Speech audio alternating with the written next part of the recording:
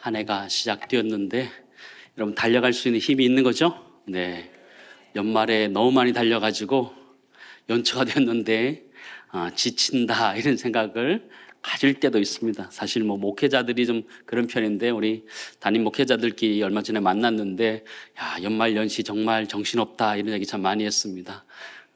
성탄 축하 발표회 있었고 성탄절 예배 드리고 주일 예배 드리고 송구영신 예배 드리고 또 주일 예배 드리고 그다음에 또 저희는 새벽 11조 예배 드리고 또 오늘 심오헌신 예배 달려오는데 정신없다 이런 생각이 좀 드는데 우리도 좀 그럴 수 있겠다는 생각을 합니다. 너무 많은 예배들 가운데 우리가 정말 집중할 수 있을까 이런 생각을 하게 되는데 오늘 대표 기도 하시는 우리 집사님들 기도 들으면서 정말 진실하게 하나님께 담아드린 기도대로 하나님께서 우리 교회 가운데 역사하실 줄을 믿습니다. 우리 당회원들, 우리 교육자들 찬양처럼 주와 같이 길 가는 것 올 한 해 잘 달려갈 줄을 믿습니다. 오늘 열왕기상 18장 말씀을 가지고 여호와의 제단을 수축하라라는 제목을 가지고 함께 말씀을 나누려고 합니다. 여호와의 제단을 수축하라. 여호와의 제단이 무엇인지 좀 고민했으면 좋겠는데요. 이 엘리야의 시대에 이 무너진 여호와의 제단이라는 것은요, 단순히 그냥 이렇게 제단이 무너졌다 그런 정도가 아니고 완전히 그 시대 가운데 황폐해져 있는 여호와의 신앙을 완전히 잃어버린 그들의 모습을 발견할 수 있는데요. 엘리야가 활동했던 그 시대는 북이스라엘의 그 아합 왕과 이세벨이 활동하던 그런 시대였습니다. 국가적으로는 여호와의 신앙을 완전히 저버려버리고 바알과 아세라를 국교화했던 그런 시대였습니다. 아합의 아내 이세벨은 여호와의 선지자들을 죽이고 제단을 헐었습니다. 백성들은 여호와께 제사 드리는 일, 예배 드리는 일을 잊어버리게 되었고 그 제단은 관리되지 않고 회파되었습니다. 방치되었습니다. 파괴되었습니다. 아합 왕은 여호와의 제단을 수동적으로 또 능동적으로 파괴한 사람이다라고 볼 수 있습니다. 그냥 훼손되어지는 것을 그냥 방치했던 사람이기도 하고 또 회파했던 사람이기도 합니다. 또 여호와의 제단 대신에 산당을 세워서 바알의 제단을 만들었던 것을 보게 됩니다. 정말 사악했던 이 왕과 왕비였다라고 생각되어집니다. 여호와의 제단을 방치했고 또 파괴했고 대체했던 악한 왕의 시대에 이 엘리야는 활동하게 되었습니다. 여호와의 제단이 무너졌다라는 것은 하나님을 향한 마음과 또 언약의 관계가 완전히 파괴되었다는 것을 우리에게 보여주는 장면인데요. 이 여호와의 제단이 있었던 곳이 바로 갈멜산이었습니다. 여러분, 갈멜산은 어디였습니까? 바알 선지 450명과 아세라 400명의 선지자들이 활동했던 그런 곳이었습니다. 굉장히 제단이 화려했고 요란했던 곳이었습니다. 그러나 오래 여호와의 제단은 무너진 채 방치된 곳이었습니다. 그런 시대의 그런 모습이 사실은 지금의 시대의 우리의 모습과 다르지 않다라는 생각을 해보게 되었습니다. 요즘 시대에 반기독교 정사가 팽배한 이 사회를 우리 모두가 살아가고 있습니다. 그리스도인으로 살아간다는 것이 엘리야가 고백했던 것처럼 나만 홀로 남았다라고 고백할 만큼 신앙생활하면서 살아가는 것이 참 어려운 그런 시대, 외로운 그런 시대를 살아간다라고 생각하게 됩니다. 우리 아이들 같은 경우는 학교에서 또 우리 같은 직장에서 일터에서 내가 예수 믿는 사람이라고 말하는 것 자체가 너무 어려운 시대를 살아가게 됩니다. 내가 예수 믿는다라고 이야기하는 순간 수많은 공격이 나에게 돌아오기 때문에 그 신앙을 가지고 살아가는 것이 참 어려운 시대가 되었다 생각되어집니다. 엘리야가 여호와의 제단을 수축하려고 할 때처럼 지금의 시대도 많은 것들이 무너져 있는 그런 시대가 아닌가 생각하게 되는데 오늘 심오헌신 예배를 통해서 무너진 여호와의 제단이 무엇인지 생각해보고 어떻게 세울 것인가를 생각해 볼 수 있는 이 저녁 되기를 간절히 소망합니다. 우리 30절, 31절 말씀을 다시 한번 읽도록 하겠습니다. 다시 읽겠습니다.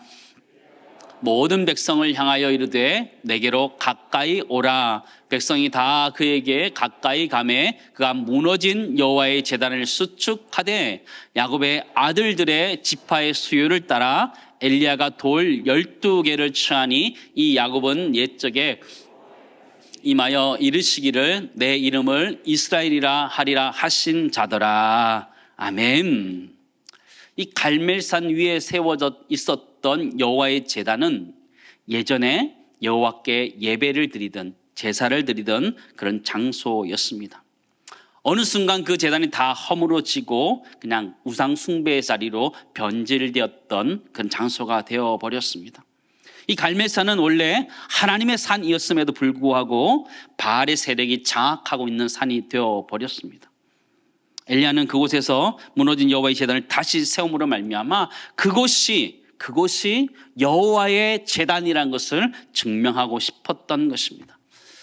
지금도 갈멜산에 올라가 보면 엘리야가 칼을 들고 있는 동상이 서 있는 것을 보게 되는데 굉장히 위험이 있습니다. 아주 크고 위험 있게 서 있는데 그 제단이 무너진 것이죠.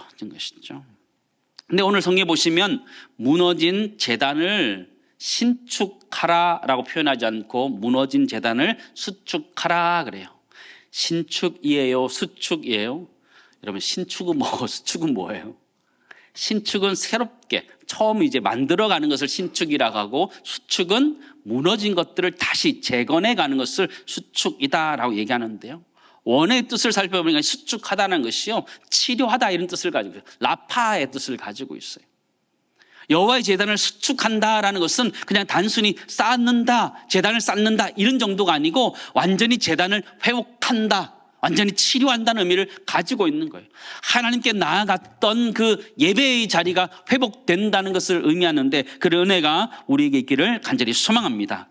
우리에게 있어서 무너진 제단은 무엇입니까? 우리가 수축해야 되는 제단은 무엇입니까? 그것은 하나님과 사귐이 있는 예배의 자리다라고 말할 수 있습니다.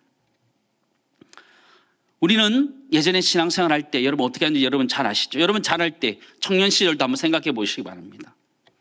예배를 중심으로 우리 모두가 살았던 것을 알고 있습니다. 그리고 주일을 중심으로 살았던 것을 우리 모두는 기억합니다. 그러지 않으셨어요?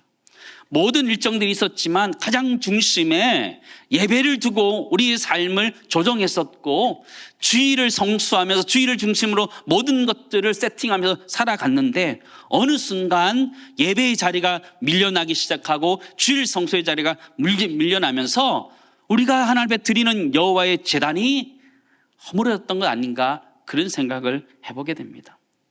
대표적인 것이 우리 아이들을 공부시킨다는 명분하에 예배를 드리지 못하고 공부하고 주일을 지키지 못하고 공부시켰던 것을 보게 됩니다. 여러분, 그 결과 한국교회 어떻게 되었습니까? 어떻게 되었습니까? 다음 세대 말할 수 없이 침몰되었다라고 평가하고 있는 것이 지금의 현실입니다.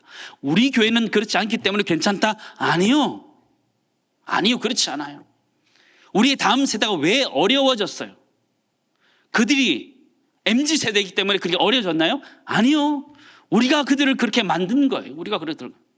그들의 예배의 자리를 우리가 허물었기 때문에, 그들의 주일 성수의 자리를 우리가 허물었기 때문에 그들이 어려워진 것이죠. 아이들이 고등학교를 졸업하고 대학을 진학했는데 아이들이 신앙을 잃어버린 경우들이 굉장히 많아졌습니다. 예배 중심, 주일 성수 중심의 신앙이 없어졌기 때문에, 사라졌기 때문에. 여러분, 그렇다면 우리는 어떻게 해야 될 것인가? 첫 번째, 우리는 예배 중심, 주일 중심의 여호와의 제단을 다시 수축해야 되는 줄을 믿습니다. 우리 다시 그 자리로 돌아가야 되는 거예요. 사랑하는 성도 여러분, 무엇이 중요합니까? 어떤 것이 중요하고 우선순위를 가지고 살아갈 건가요? 삶의 기준에 있어서 무엇을 중심으로 살아갈 것인가, 우리는 분명하게 명확하게 해야 돼요. 예배 중심의 삶, 여호와의 제단 중심의 삶, 주일 성수 중심의 삶을 살아갈 때에 하나님을 다시 찾게 되는 줄을 믿습니다. 우리 다음 세대가 주일 성수할 때에 하나님은 다음 세대를 다시 세워 가실 줄을 믿습니다. 우리가 그들에게 주일 성수의 신앙을 가르쳐 갈 때, 예배의 중심의 신앙을 가르쳐 갈 때에 그들은 다시 여호와를 찾을 것이고 여호와 그들을 붙들어 주실 줄을 믿습니다. 그런 은혜가 우리 가운데 있기를 간절히 소망합니다. 이 엘리야 선지자는 12개의 돌을 제단을 쌓게 됩니다. 대충 쌓은 것이 아니고 31절에 보면 야곱의 아들들의 지파의 수요를 따라 엘리야가 돌 12개를 취하였다 이렇게 표현하고 있습니다. 여러분, 엘리야의 시대에 이스라엘은 나눠져 있었습니다. 북이스라엘과 남유다로 갈라져 있습니다. 북이스라엘 10개 지파와 남유다 2개 지파로 나눠져 있던 시대였습니다. 근데 엘리야는 이 12지파를 상징하는 12돌을 가지고 제단을 쌓았다 이렇게 표현해 주고 있습니다. 남북의 정치적인 분열 상관없었습니다. 그러나 그들이 원래 하나의 공동체였다라는 그 사실을 가지고 엘리야 선지자는 지금 12돌을 가지고 제단을 쌓았다 표현해 주고 있는 것입니다. 그들은 하나였다라는 것이죠. 남북으로 나뉘어져 있었지만 그들은 하나였다는 것을 잊은 적이 없던 거죠. 엘리야 선지자는 하나님은 그것을 잊은 적이 없다라는 것이죠. 북이스라엘의 아합과 이세벨은 나눠져서 2지파를 잊어버린지 몰라도 하나님은 잊어버리지 않으셨다라는 것이죠. 엘리야는 잊지 않고 12지파 모두를 상징하는 12돌을 쌓아서 제단을 만들었다는 것을 우리에게 보여주고 있습니다. 그들은 하나였다는 것이죠. 교회 공동체가 한 몸이라는 사실을 생각하는 것은 굉장히 중요합니다. 때로는 우리가 위원회가 다르고 섬기는 부분들이 다 다르기 때문에 우리가 다 다르다라고 볼 수 있지만, 그러나 우리가 기억해야 되는 것은 한 몸이라는 것을 잊어버려서는 안 됩니다. 한 몸이라는 것이 너무나 중요하다는 것이죠. 갈라디아 5장에 보면 여러분 육체의 일과 성령의 열매를 보여주고 있는데 19절에서 21절 말씀 보시면 육체의 일에 대해서 명확하게 기록해주고 있습니다. 육체의 일은 분명하니 곧 음행과 더러운 것과 호색과 우상숭배와 주술과 이렇게 표현하고 있죠. 육체의 일은 굉장한 범죄고 죄악이라는 거예요. 근데 뒤에 보시면 20절 뒤에 보시면 뭐라 그래요? 원수 맺는 것과 분쟁과 시기와 분냄과 당 짓는 것과 분열과 이단과 이렇게 표현합니다. 또 토기와 술 취함과 방탕함과 또 그와 같은 것들이라 전에 너에게 경계한 것 같이 경계하노니 이런 일을 하는 사람들은 하나님 나라를 유업으로 받지 못할 것이요 라고 표현하고 있어요. 심각한 죄라는 거예요. 육체의 일, 우리는 우상숭배, 주술 이런 것들이 큰 죄악이다 우리는 알고 있어요. 그러나 성경을 자세히 보시면 뒤에 보면 원수 맺는 것, 분쟁하는 것, 시기하는 것, 분내는 것, 당짓는 것, 그것도 똑같이 육체의 일이라 말하는 거라는 거예요. 심각하게 그 부분을 다루고 있다는 거예요. 교회 공동체가 나눠지는 것, 교회 공동체가 분열되어지는 것, 다투는 것에 대해서 심각한 죄악이다라고 이야기하는 것을 우리는 알아야 돼요. 사랑하는 성도 여러분, 간혹 교회들이 다투는 경우들을 우리 많이 보아왔을 것입니다. 여러분이 신앙생활하면서 어려웠던 교회에 만나서 싸웠던 교회들이 있어서 교회를 옮기신 분들도 있을 것입니다. 여러분, 어떤 것이 맞던가요? 두 그룹이 부딪혔을 때에 어느 그룹이 맞다라고 말할 수 있나요? 저도 이전 교회 섬겼을 때 이전 교회도 그런 경우가 있었습니다. 두 그룹이 다퉜습니다. 어떤 것이 맞느냐? 각자 그것이 맞다라고 이야기하지만 하나님의 관점에서 보면 다투고 있는 그들 둘 다 잘못되었다라고 말할 수 있다는 것이죠. 다툼으로 말미암아 하나님의 영광이 가려지는 것들, 본인의 이야기들이 주장되어지고 관철되어질 수는 있지만 하나님께서 원하셨던 하나님의 그림이 하나님이 원하신 교회 공동체가 되지 않을 때 하나님 너무나 안타까워하시며 그것이 죄악과 같아 말하는 거라는 것이죠. 우리는 애써서 하나 되기를 힘써야 되는 줄을 믿습니다. 교회 공동체가 색깔이 다를 수 있고 여러 가지 의미가 다를 수 있고 기질이 다를 수 있고 사역이 다 다를 수 있어요. 그러나 한 몸 된 공동체라는 것을 잊지 않기를 간절히 소망합니다. 성경은 그걸 육체의 일이다, 분내는 것, 시기하는 것, 당짓는 것, 그거 죄악이다 말하는 것이죠. 사랑하는 성도 여러분, 우리 모두가 오늘 시무헌신 예배를 드리면서 우리 모두가 한 공동체라는 것을 잊지 않기를 간절히 소망합니다. 이 엘리야 선지자는요 12돌을 가지고 이 제단을 쌓았는데, 여러분 12돌 어떻게 생겼을 것 같습니까? 한번 상상해 보세요. 12돌 제단을 쌓았어요. 여러분 한번 상상해 보시기 바랍니다. 딱 규격에 맞춰서 이렇게 딱 맞춰서 12개의 돌을 딱 쌓았을 것이다. 여러분 그렇게 상상하세요. 어땠을 것 같아요? 엘리야가 쌓았던 12돌은 각 돌은 어떻게 생겼을 것 같아요? 출애굽기 20장 25절 말씀 보실까요? 같이 읽겠습니다. 내가 내게 돌로 제단을 쌓거든 다듬은 돌로 쌓지 말라. 내가 정으로 그것을 쪼개면 부정하게 함이니라. 그렇죠? 제단을 쌓을 때 원칙이 있었어요. 정으로 이 돌을 깨지 않도록 하는 거예요. 깨지 않고 그대로 그 돌들을 이어서 12개를 쌓아서 제단을 만드는 것이었다는 것이죠. 출애굽기 20장이 나오는 이거는요 여호수아가 에발산에서 제단을 쌓을 때 그것을 지켰던 본문의 말씀이에요. 그렇다면 그 후대에 있었던 이 엘리야 시대도 마찬가지로 이 제단은 다듬은 돌이 아니라 다듬지 않은 돌로 세웠다는 것을 우리는 보게 돼요. 인위적으로 깨지 않고 있는 모양 그대로 그 제단을 만들었다는 것을 우리는 보게 됩니다. 왜 다듬지 않은 돌로 제단을 쌓아라 그랬을까요? 하나님의 의미가 있었다라고 생각되어집니다. 다듬어서 깨끗하게 예쁘게 쌓아 올리면 예쁘지 않아요? 좋지 않아요? 근데 하나님은 그걸 원하지 않으셨어요. 다 다듬어서 깨끗하게 만들고 규격화된 것들로 쌓아가는 제단을 원한 것이 아니라 각자 모양은 다르지만 각자 생긴 대로 그 제단을 쌓았다는 것, 의미가 있다는 것이죠. 다듬지 않았다는 것은 인간의 공로가 들어가지 않았다는 것이, 인간의 노력이 들어가지 않았다는 것을 이야기하는 거예요. 여호와의 제단은 우리 인간의 노력이 들어가는 것이 아니고 하나님의 은혜가 있는 것인 줄을 믿습니다. 내가 제단을 만드는 것이 아니라 하나님의 제단이라는 것이죠. 내가 만들어 세운 여호와의 제단이 아니라는 것이죠. 내가 만든 예배가 아니라 하나님께서 주시는 은혜가 우리의 예배가 되어야 되는 줄을 믿습니다. 우리는 최선을 다해서 예배를 섬기지만 나의 노력들이, 인위적인 예배의 분위기들이 주가 되면 안 된다라는 것이죠. 하나님의 은혜가 중심이 되어야 되는데 인위적인 예배의 순서나 형식이나 이런 것들이 자리 잡고 그게 중심이 되면 그게 안 된다라는 것이죠.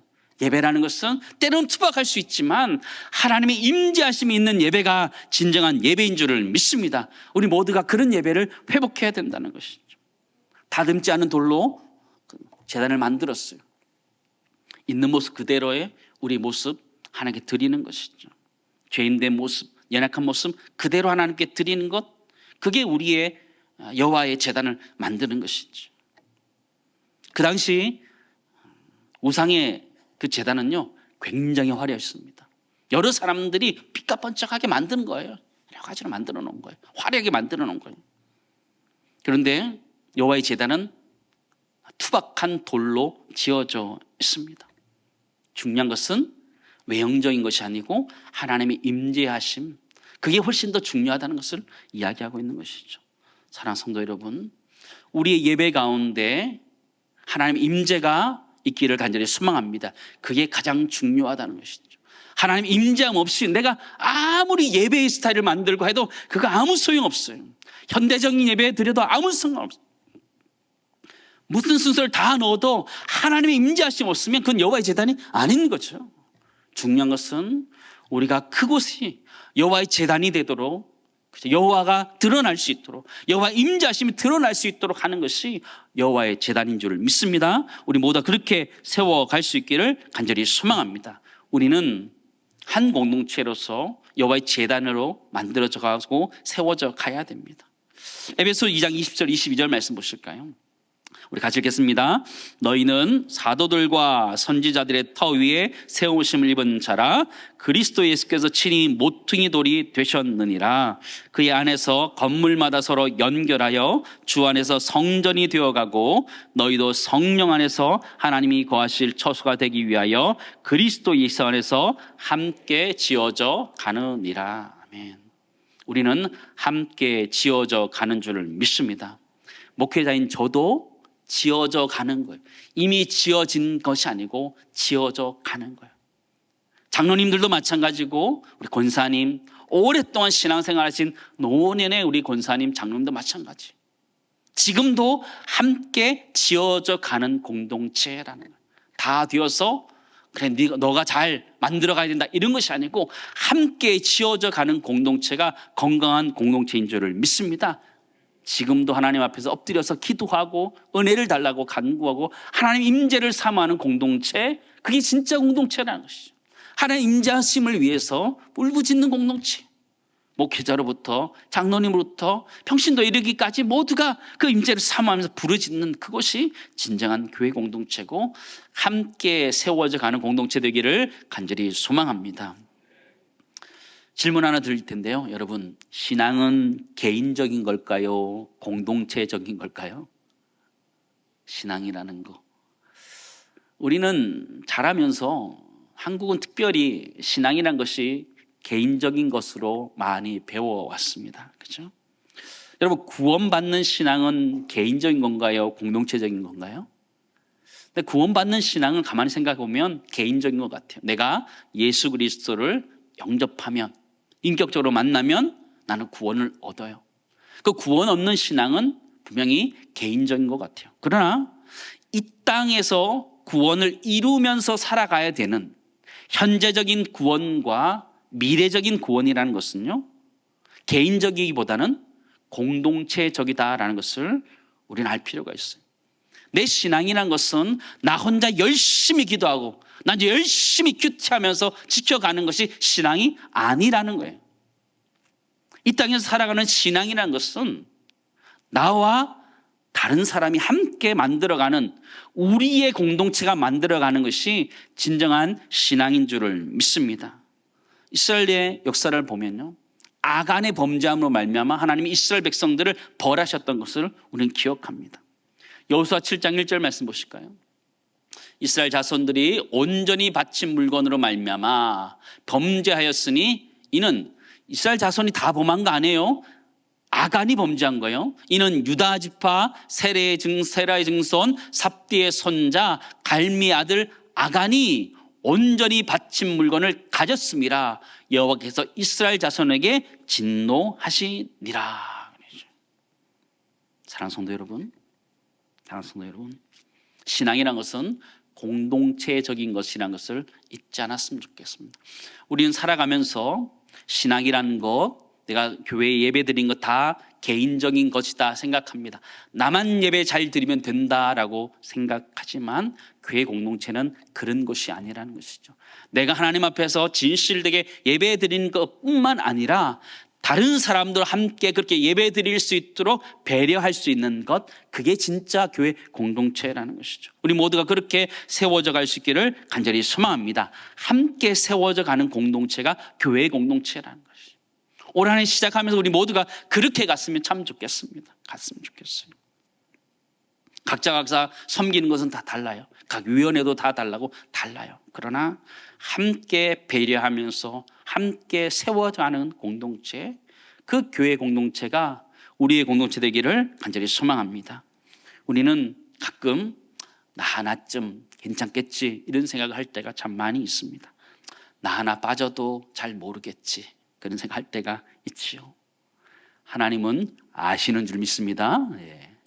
빠지면 담임 목사는 잘 모를 수 있습니다. 그러나 저보다 위에 계신 하나님께서 알고 계신다는 걸 잊지 않고 여러분의 자리를 잘 지켜갈 수 있기를 소망합니다. 두 번째 나누기 원하는 것은요, 12돌로 제단을 세운 것처럼 우리 모두가 함께 세워져 가야 된다는 것이죠. 나만 세워졌다고 끝나는 것이 아니고 다른 사람이 세워가는 것 중요하다는 것을 잊지 않았으면 좋겠습니다. 저는 상상해 봤는데요, 엘리야가 12돌 세웠을 때요, 힘들었을 것 같아요. 여러분, 다 다르게 생긴 12돌을 한번 세워보시기 바랍니다. 여러분 잘 세울 수 있죠?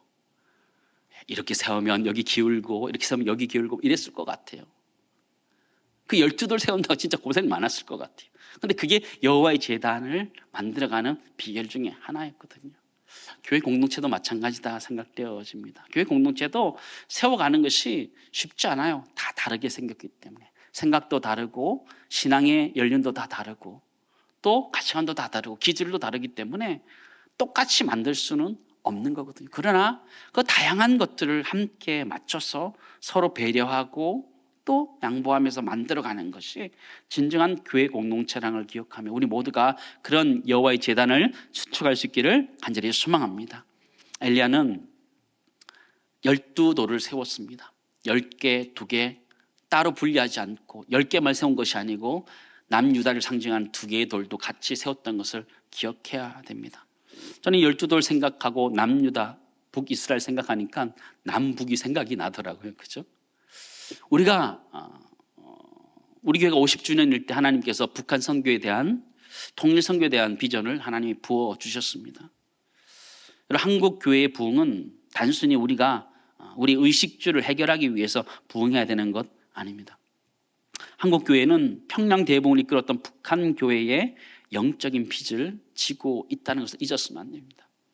우리가 신앙생활을 했던 우리가 한국 교회가 부흥의 역사를 이끌었던 수많은 교회들의 특징은 대부분 다 원난민 교회들이었어요.